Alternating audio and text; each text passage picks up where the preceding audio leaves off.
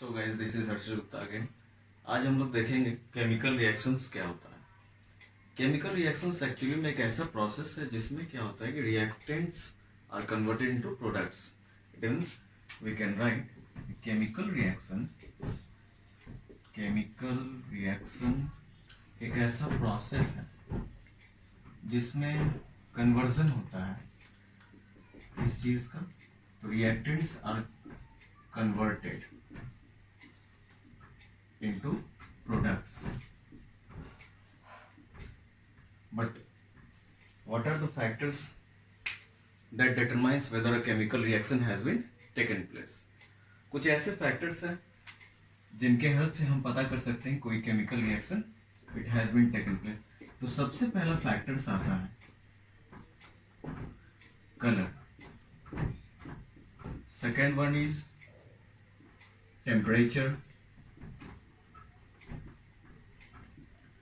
next one is evolution of any gas, evolution of मतलब देख रहे हैं आप कि अगर कलर में चेंज हो रहा है, टेम्परेचर में चेंजिंग हो, एवोल्यूशन ऑफ गैस हो, किसी भी प्रकार के गैस में चेंजिंग हो, तो हम कह सकते हैं कि केमिकल रिएक्शन हुआ। एक ऐसा प्रोसेस जिसमें रिएक्टेंट्स प्रोडक्ट में कन्वर्ट होते हैं। जैसे एग्जांपल में अगर सपोज कर लेते हैं हाइड्रोजन प्लस ऑक्सीजन H2O बना।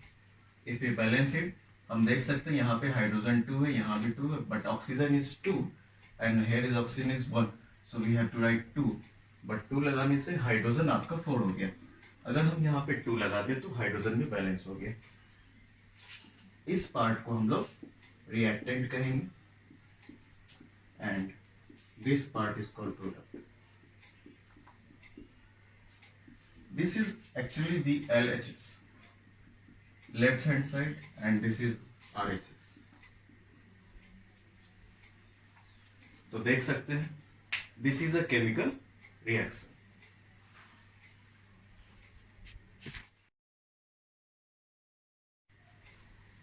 So guys, हम लोगों ने समझा केमिकल रिएक्शन क्या है। अब हम लोग देखेंगे केमिकल इक्वेशन क्या है। केमिकल इक्वेशन को हम लोग कह सकते हैं कि किसी भी केमिकल इक्वेशन की अगर हम लोग बात करें तो एक्चुअली में ये एक प्रकार का रिप्रेजेंटेशन होता है। रिप्रेजेंटेशन किस चीज का? तो किसी भी केमिकल इक्वेशन को हम लोग कर रहे हैं तो केमिकल रिएक्शन की बात कर रहे हैं। तो केमिकल रिएक्शन को जब हम रिप्रेजेंट करते हैं, बात यह आती है कि अब हम लोग रिप्रेजेंट कैसे करते हैं। तो रिप्रेजेंट करने के लिए हम लोग यूज करते हैं by using symbols and formula of the given element और कंपाउंड। या तो सिंबल का यूज करें, सिंगल एलिमेंट है तो सिंबल कहते हैं, और मोर देन सिंगल एलिमेंट है तो फॉर्मूला। तो फॉर्मूला का यूज करें या फिर सिंबल का यूज करके किसी भी केमिकल रिएक्शन को रिप्रेजेंट जब किया जाता है तो केमिकल रिएक्शन ही एक्चुअली में केमिकल इक्वेशन कहलाता है। जैसे सपोज करते हैं हम लोग, अगर हम लोग बात करें मैग्नीशियम की, मैग्नीशियम जब ऑक्सीजन के साथ कंबाइन किया, हम लोगों ने पहले क्लास में भी देखा था कि मैग्नीशियम B1 को जब हम लोग बर्न कर रहे थे तो क्या हुआ कि एक व्हाइट डेजलिंग फ्लेम प्रोड्यूस हुआ था। इसे हम मैग्नीशियम पाउडर कहते हैं। ये एक्चुअली में मैग्नीशियम ऑक्साइड है। तो Mg for magnesium, O2 for oxygen, MgO magnesium oxide, we have to balance it. हम लोग अगली क्लास में डिस्कस करेंगे कि किसी भी केमिकल इक्वेशन को बैलेंस कब कहते हैं या फिर अनबैलेंस कब कहते हैं, और फिर बैलेंस करने के लिए what we have to do, कैसे बैलेंस किया जाए किसी भी केमिकल इक्वेशन को। तो this is a simple chemical reaction, MgO magnesium oxide, we have to balance it. हम लोग अगली क्लास में डिस्कस करेंगे कि किसी भी केमिकल इक्वेशन को बैलेंस कब कहते हैं या फिर अनबैलेंस कब कहते हैं, और फिर बैलेंस करने के लिए what we have to do, कैसे बैलेंस किया जाए किसी भी केमिकल इक्वेशन को। तो this is a simple chemical reaction and we can call it chemical equation also. It means कि केमिकल, किसी भी केमिकल रिएक्शन का जब हम कन्वर्जन करते हैं, जैसे हमने मैग्नीशियम को Mg लिखा, ऑक्सीजन को O2 लिखा, मैग्नीशियम ऑक्साइड को हमने MgO लिखा, तो ये सिंपल केमिकल रिएक्शन अब इक्वेशन में कन्वर्ट हो गया, केमिकल इक्वेशन। और जब कभी आपने मैथ्स में भी पढ़ा होगा कि इक्वेशन का मतलब होता है एक साइड LHS और एक साइड RHS। तो इस साइड जो ये पार्ट हम देख रहे हैं, this is the LHS side, left hand side, and this is the RHS side, right hand side. Okay, LHS वाले पार्ट को हम लोग रिएक्टेंट कहते हैं, रिएक्टेंट, एंड RHS वाले पार्ट को हम लोग प्रोडक्ट कहते हैं। इट मीन्स कि जो कंबाइन करने वाले, जो भी एलिमेंट हो, कंपाउंड हो या कोई मॉलिक्यूल, कॉम्बिनेशन के दौरान इसे हम रिएक्टेंट कहते हैं, जो रिएक्ट करते हैं एक दूसरे से, और जो रिजल्ट आया that is called the product. तो ये केमिकल इक्वेशन है, एक ऐसा केमिकल रिएक्शन जिसे हम रिप्रेजेंट करते हैं किसी भी फॉर्मूला या फिर सिंबल का यूज करके। ये छोटा सा एग्जांपल, गॉट इट? अगर कोई प्रॉब्लम है तो you can consult Harshit Gupta. Thank you.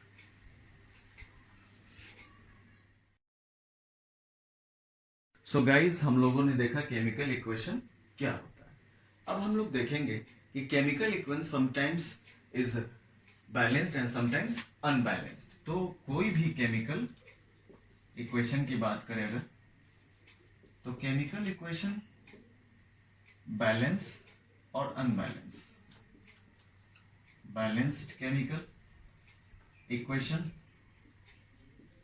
और unbalanced chemical equation.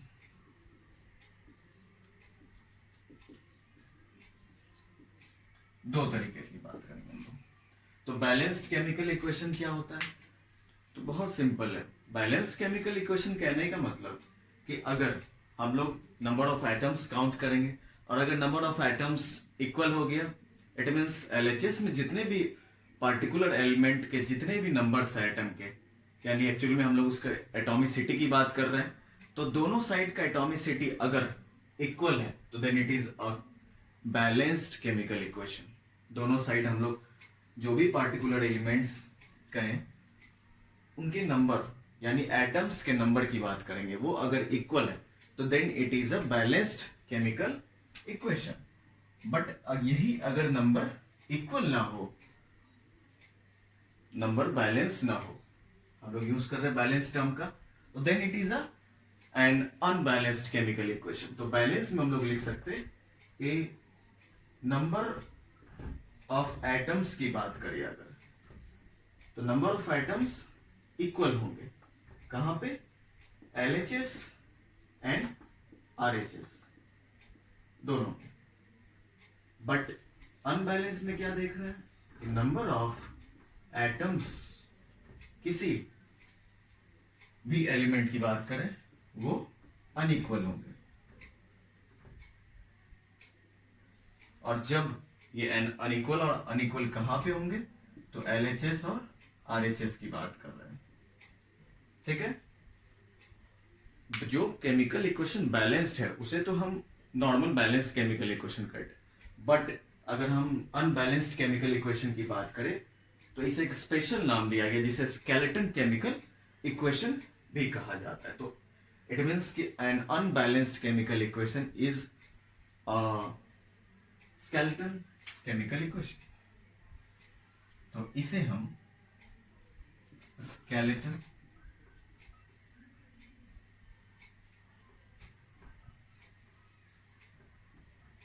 Chemical equation भी कह सकते हैं। एग्जाम्पल में अगर हम नॉर्मली बात करें, जैसे Mg प्लस O2 MgO, हम लोग देख रहे हैं यहाँ LHS में Mg1 है, RHS में भी Mg1 है, but oxygen in LHS is 2 and in RHS it is only 1, therefore it is unbalanced and hence we call it a skeletal chemical equation। But इसी इक्वेशन को जब हम बैलेंस करते हैं, Mg plus O2 MgO, balance करने के लिए अगर हम लोग यहाँ पे 2 लगा दें तो 2 Mg O2 2O, अब ये बैलेंस हो गया। तो this is a balanced chemical equation and this is an unbalanced chemical equation. So have a look. If you have any doubt then please consult Harshit Gupta. हम लोगों ने देखा केमिकल रिएक्शन क्या है, केमिकल इक्वेशन क्या है and what are the factors जो किसी भी केमिकल रिएक्शन को बताएंगे केमिकल रिएक्शन हुआ या नहीं। स्टेट में चेंजिंग हो, कलर में चेंजिंग हो, टेम्परेचर में चेंजिंग हो या फिर गैस में एवोल्यूशन हो, ये सारे फैक्टर्स हमें बताएंगे that a chemical reaction has been taken place. तो किसी भी केमिकल रिएक्शन को हम केमिकल इक्वेशन हम लोगों ने कहा था लास्ट क्लास में,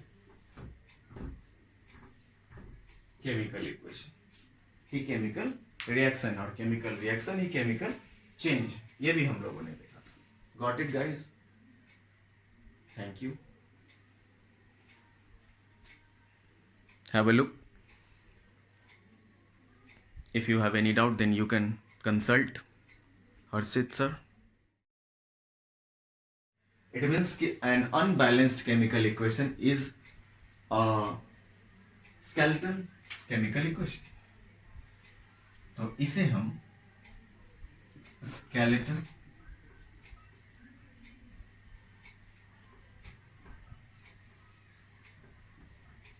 chemical equation भी कह सकते हैं।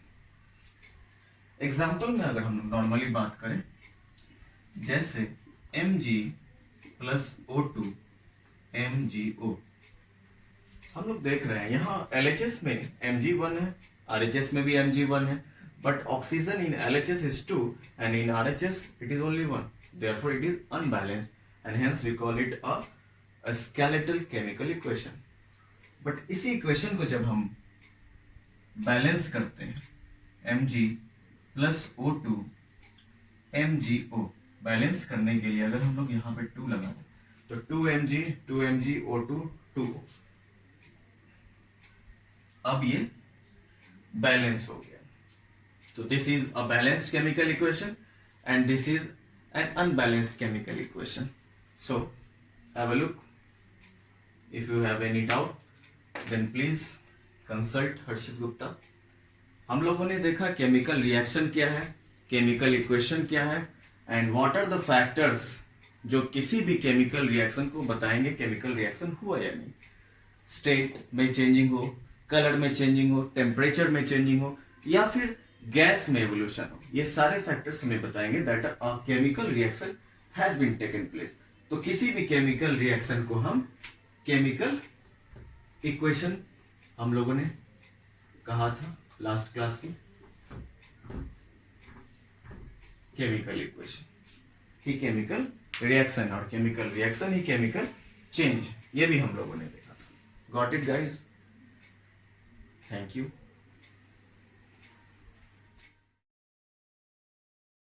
सो गाइस, हम लोगों ने समझा केमिकल इक्वेशन क्या है, केमिकल रिएक्शन क्या है। अब हम लोग केमिकल इक्वेशन को बैलेंस कैसे किया जाए ये सीखेंगे। It means how to balance a chemical equation. How to balance a chemical equation.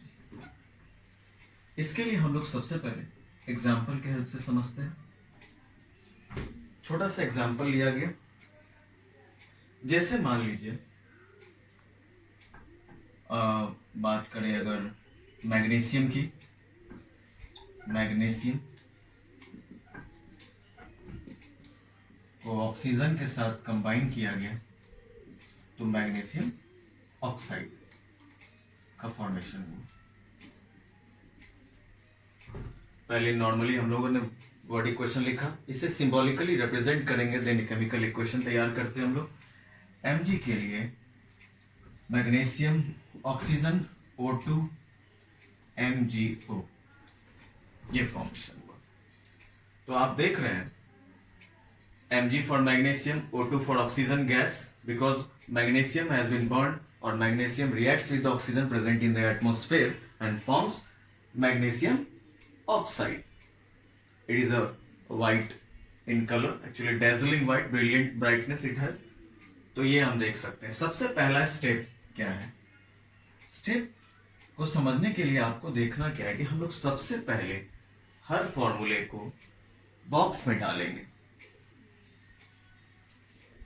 तो फर्स्ट स्टेप में हमने इसे बॉक्स में डाल दिया, हर एक फॉर्मूला को.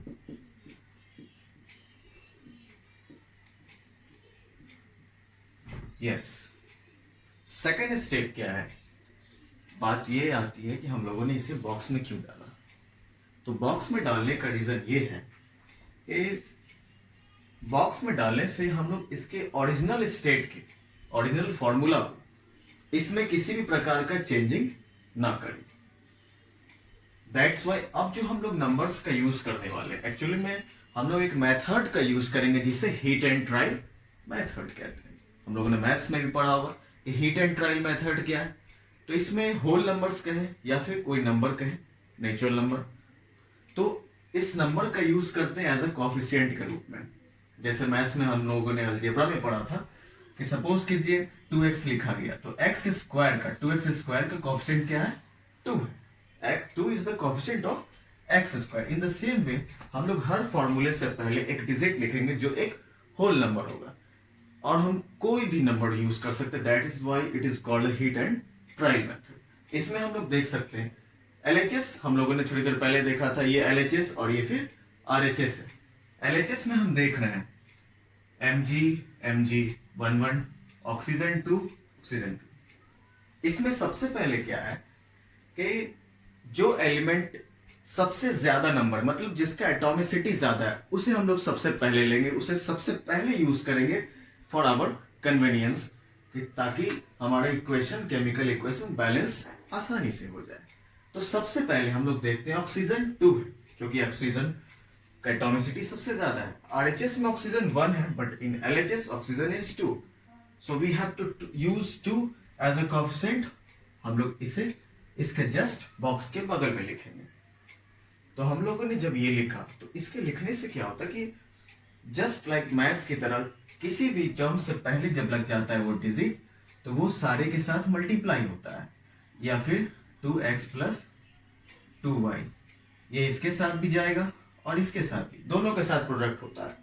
तो सेम चीज है यहां पे भी. क्या है? 2 के लिखने से ये 2 mg के साथ भी गया और फिर 2 o के साथ भी गया. इसका मतलब 2 mg एंड 2 o हो गया, तो दोनों का एटॉमिसिटी 2 हो गया. तो हम लोगों ने यहां पे देखा कि ऑक्सीजन तो बैलेंस हो गया 2 लगाने से, बट मैग्नीशियम के केस में मैग्नीशियम यहां 2 है, यहां नहीं, यहां सिर्फ 1 है. तो अगर हम लोग यहां पे भी 2 का यूज कर लें, तो मैग्नीशियम LHS में 2 हो गया और RHS में भी 2 हो गया.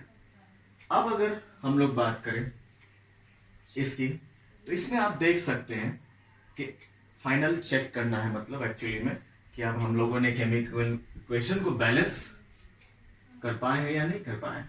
तो काउंट कर लेते हैं हम लोग. Magnesium 2 oxygen 2 oxygen 2, it is a balance chemical. अब हम लोग फाइनली इसको बॉक्स से बाहर ले लेंगे. 2 mg प्लस O2 2 mgO. बहुत सिंपल है, देखा, कोई दिक्कत नहीं. तो छोटा सा दूसरा एग्जांपल हम लोग लेते हैं. अगर हम वाटर का लेते हैं एग्जांपल, पहले छोटा छोटा एग्जांपल लेते हैं, उसके बाद बड़ा क्वेश्चन लेंगे. सेम हम लोग बात करते हैं, हम लोग दूसरा हाइड्रोजन प्लस ऑक्सीजन, ये बन गया water. Hydrogen H2, oxygen O2, ये हो गया H2. ठीक है.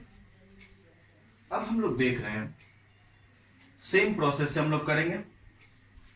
इसे बॉक्स में डाल दिए, इसे भी डाल. अब क्या है, हाइड्रोजन LHS में 2, RHS में भी 2 ऑक्सीजन, हाइड्रोजन बैलेंस है, ऑक्सीजन का केस अनबैलेंस्ड। ये 2 है, यहाँ 1। तो अगर हम लोग यहाँ पे 2 लगा दें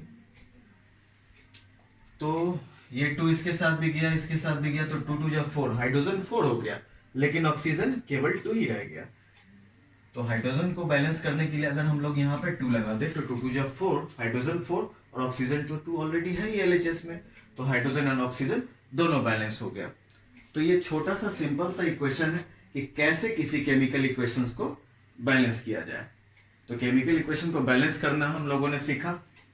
अगर कोई प्रॉब्लम है देन कंसल्ट हर्षित गुप्ता।